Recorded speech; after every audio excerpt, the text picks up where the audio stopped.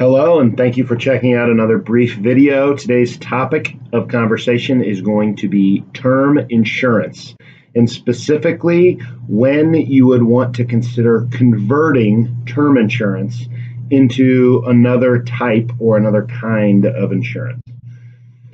So, put a little bit of context around this topic. We are going to start with some definitions and then some practical tips as to when you would want to consider doing this and when you most likely would not want to consider doing this.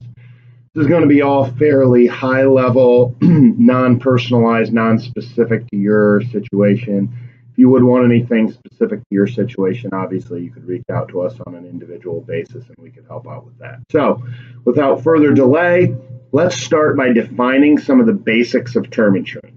Okay, term insurance is life insurance that has a death benefit. That death benefit is what would be received by your heirs, whoever's listed as the named beneficiary on that said contract when you pass away, you being the insured, pass away or dies.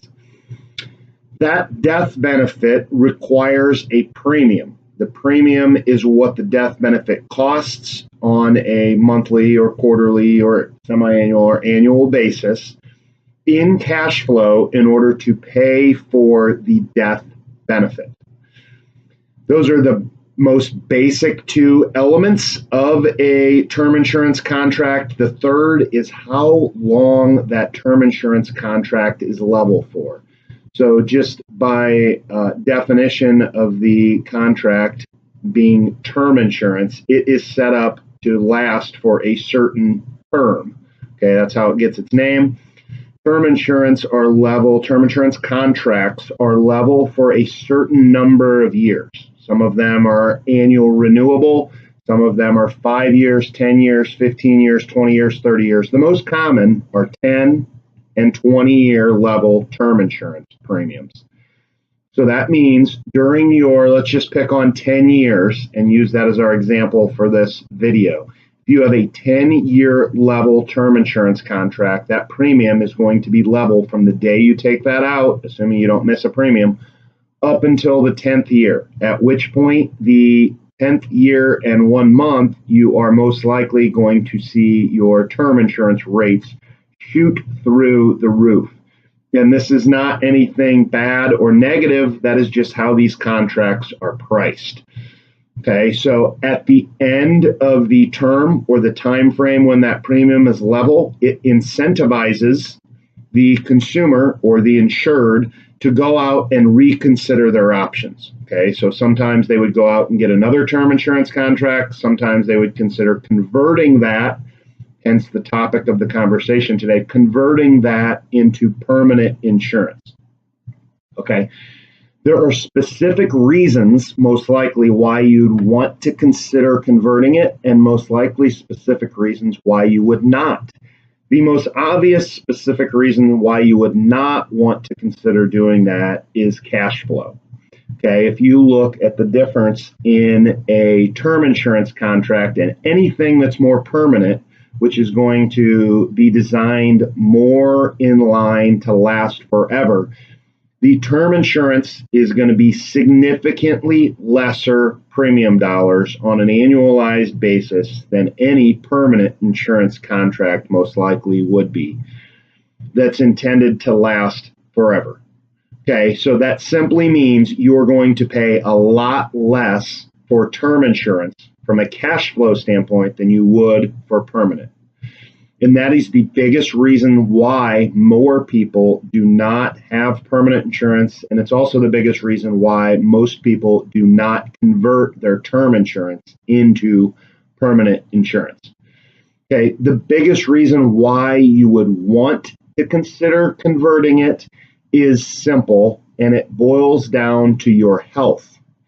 When you take out a term insurance, life insurance contract, you are locking in your health rates for whatever time period that term is level for, most likely. Okay, this is not always the case, but most term insurance contracts allow you to convert any time during that term contract that you have a locked in premium for. Okay, there's some contracts that are not this way, but most of them are still level the entire time frame. What that means is, going back to our example and using myself as the unhealthy person, if you took out a contract, let's just say 9 years ago, and let's say I took that out 9 years ago, now I'm 9 years into my contract, and let's say I'm now a diabetic. Okay, that would be unfortunate if that would be the case, but let's say I made some poor, whether I made poor dietary decisions or I just, something happened and who knows what.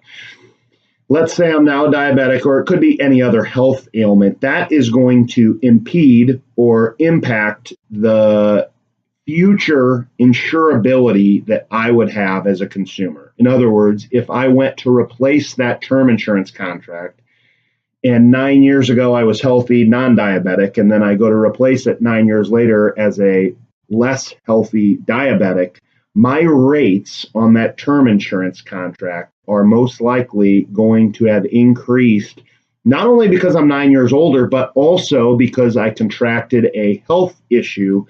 And obviously, insurance is priced based upon your good or not good health and everything in between. So if I were to go out and apply for a new coverage or new contract, I would pay more.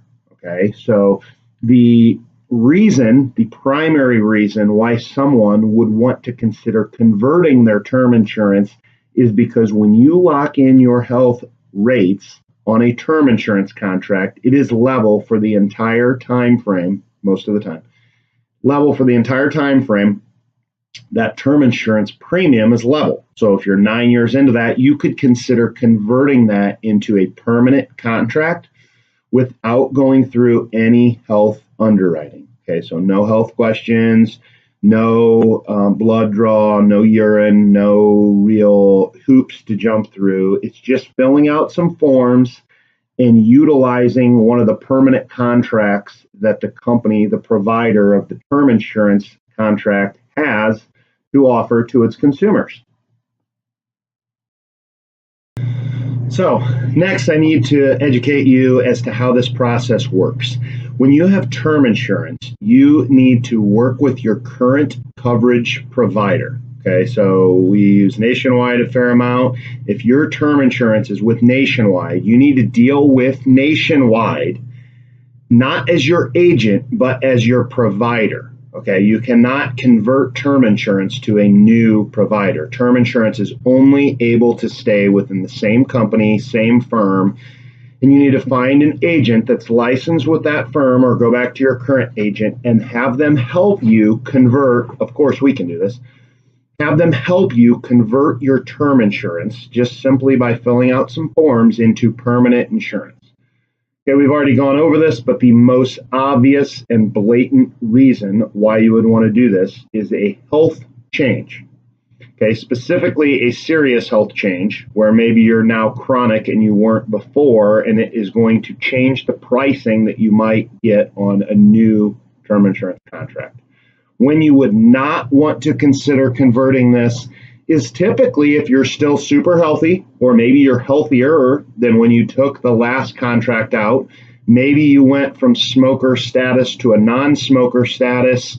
All these would be examples of times when you would not want to consider converting your term insurance into a permanent insurance contract. I guess on top of this, the last reason is more of a practical reason, and that would be cash flow. Okay, we already went over this earlier in the video, but cash flow or premium dollars is something that is a factor, usually a big factor, in what type of insurance you own. Okay, so if you have a limited amount of cash flow and you don't want to be soaking a ton of money every year into insurance, a lot of times you would just roll over your life term insurance contracts, meaning redo them every 10 years or 20 years or however often you choose to buy your term insurance for. If you still need that at the end of the term, a lot of times you would just go out and get re-underwritten for a new term insurance contract. So if cash flow is an obstacle or is an issue, typically that would incentivize someone to just get a new term insurance contract. We like to see people apply for a new term insurance contract before their old one expires, so that you have some sort of an offer in place, in hand, from a new company or from your current company, depending on whatever you choose, as to having that locked in place before you cancel your old term insurance contract. Okay, we never know what's going to happen in underwriting, and it's just kind of a safety precaution that we like to see people employ. Those are pretty much the reasons why you would and would not want to consider having term insurance that you would convert into permanent versus having term insurance that you would just let expire and then go out and get a new contract.